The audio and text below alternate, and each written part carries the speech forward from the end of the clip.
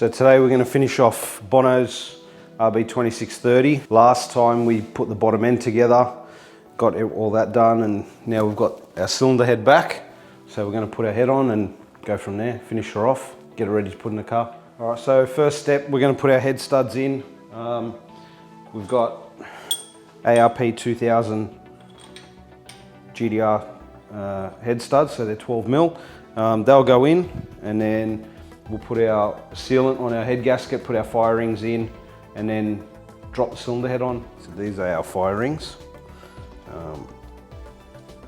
They're specifically machined. There's a groove here around the ball, and they're specifically machined to suit each block. So this will seal our combustion, and then we have our copper head gasket that goes on the outside to seal the oil and water.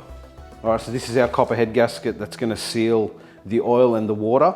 That's our high temp 3-bond head gasket sealant, which we just apply with a roller. This is the worst part of the job because it's filthy, but it's essential.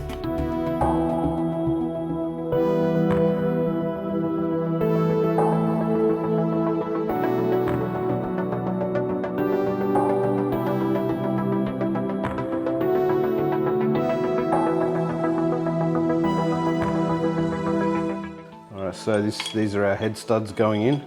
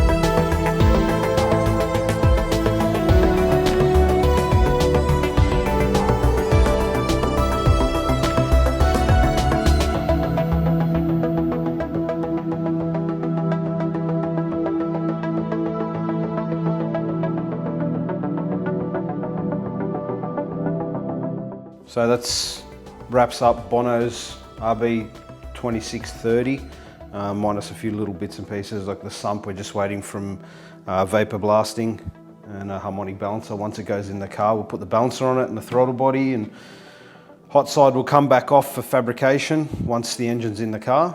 But that gives you a basic rundown of what we do to make 1,000 horsepower at the wheels from a pretty basic RB2630.